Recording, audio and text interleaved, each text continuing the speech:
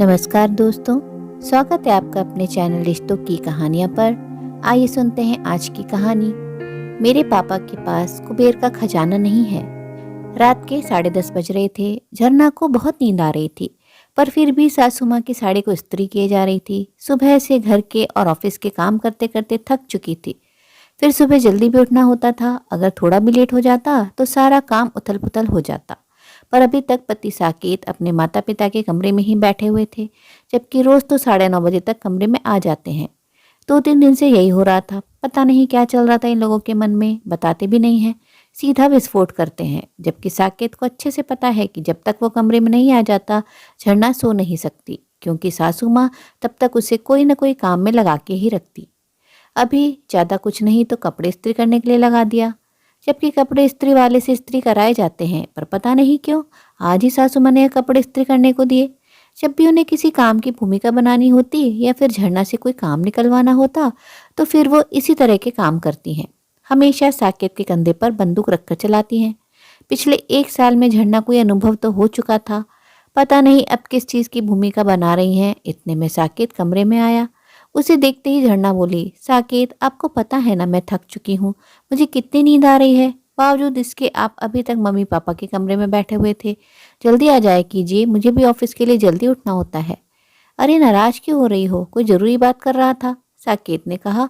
तो उसने सोचा कि शायद झरना उससे पूछेगी, पर झरना ने कुछ नहीं पूछा, बल्कि वो तो बिस्तर पर आकर लेट गई। उसे लेटा देखकर साकेत ने कहा, अरे तुम तो हद करती हो, पति अभी कमरे में आया है और तुम सोने लग गई। तुमने तो पूछा ही नहीं कि क्या काम था। लोगों की पत्नियों को तो उत्सुकता रहती है कि ऐसी क्या बातचीत हो रही है घर में। मैं थक गई हूँ, मुझे बहुत नींद आ रही है, पर फिर भी आपको जो कहना है कहिए। वो मैं ये कह रहा था कि तुम्हें तो पता ही है मेरा बिजनेस बिल्कुल भी ठीक नहीं चल रहा है, और अब दीदी के ससुराल में उसके ससुर जी का रिटायरमेंट का प्रोग्राम है। सभी के कपड़े और शगुन का सामान तो हम ले आए हैं, पर इतना काफ़ी नहीं लग रहा। अब हमारी तरफ से कुछ अच्छा ही देना बनता है, नहीं तो हमारे परिवार की क्या इज्जत रह जाएगी। आप कहना क्या चाहते हैं, सीधे सीधे कहिए, बात को घुमाइए मत। वो मैं क्या कह रहा था कि तुम्हारे भाई धीरज ने होम अप्लायंसेस की दुकान खोली है ना, तो अपनी तरफ से एक एलसीडी गिफ्ट कर देते हैं। अपना सम्मान भी रह जाएगा और धीरज तो घर का है, उसे पैसे फिर कभी दे देंगे, साकेत ने कहा। तो झरना ने हैरानी से उसकी तरफ देखा।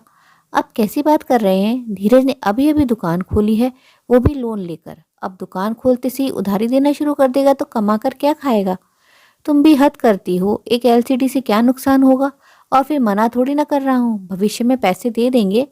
अच्छा, पिछली बार भी 2 लाख रुपए लिए थे और उससे पहले 50,000 रुपये लिए थे तुमने पापा से, आज तक तो दिए नहीं, ऊपर से और उधारी लेने की बात कर रहे हो, झरना ने कहा। तो सासू माँ तुनकते हुए कमरे में आ गई। शायद दरवाजे पर ही कान लगाकर खड़ी थी और आते ही कहा, अरे अपनी बेटी को इतना सा नहीं दे सकते हैं क्या, आखिर तुम्हारा भी तो इस घर पर हक है।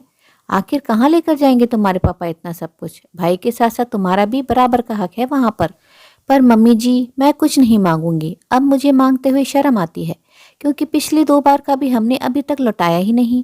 क्या फायदा अपने पैरों पर खड़ा होने का, जब पैरों पर खड़ा होकर उनके सामने हाथ फैलाकर हम चुका ना पाए, झरना ने कहा। तो साकेत बीच में ही बोला, अरे तुम्हारे पापा के पास क्या पैसों की कमी है, इतना सा नहीं दे सकते क्या, दुनिया के सामने तो खूब पैसे वाला बनते हैं।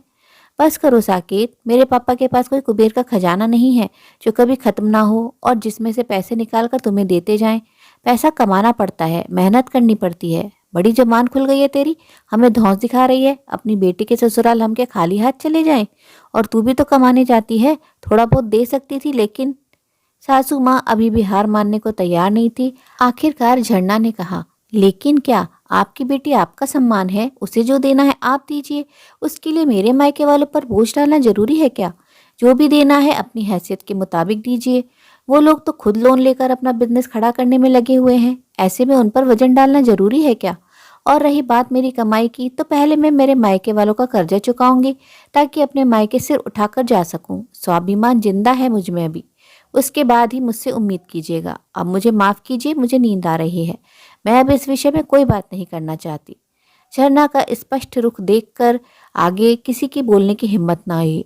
आखिरकार झरना के ससुराल वालों को यह समझना पड़ा कि इस तरह अपनी झूठी शान बगाड़ने के लिए किसी अन्य के सामने हाथ फैलाना या बहू और उसके मायके वालों पर अनुचित दबाव डालना न केवल उनकी छवि लोभी ससुराल वालों की बना देगा, बल्कि बेटे के ससुराल वालों के लोभ को भी हवा देगा और भविष्य में उनकी गैर जरूरी अपेक्षाओं को भी बढ़ा देगा।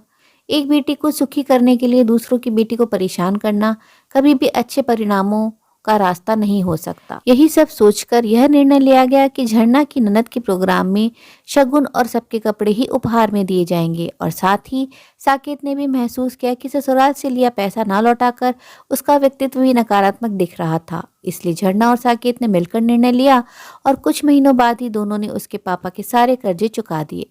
मगर झरना के पिताजी ने लेने से मना किया और फिर भी जब दोनों नहीं माने तो झरना के पिताजी ने सम्मान स्वरूप 1 लाख रुपए अपनी बेटी को उपहार स्वरूप जबरदस्ती दे दिए।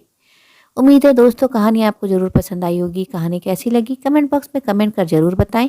आपके अनमोल कमेंट व सुझाव बहुत मोटिवेट करते हैं। कहानी अच्छी लगी हो तो अपनी मित्रों व प्रियजनों के साथ भी शेयर जरूर करें। आपसे अनुरोध है अगर आप चैनल पर नए हैं तो ऐसे ही नई नई जीवन से जुड़ी कहानियाँ सुनते रहने के लिए चैनल को सब्सक्राइब जरूर करें। कहानी अंत तक सुनने के लिए आप सभी का दिल से बहुत बहुत शुक्रिया। तो फिर मिलते हैं अगली कहानी में। तब तक के लिए आप लोग अपना ध्यान रखिए, खुश रहिए, ऐसे ही कहानियाँ सुनते रहिए।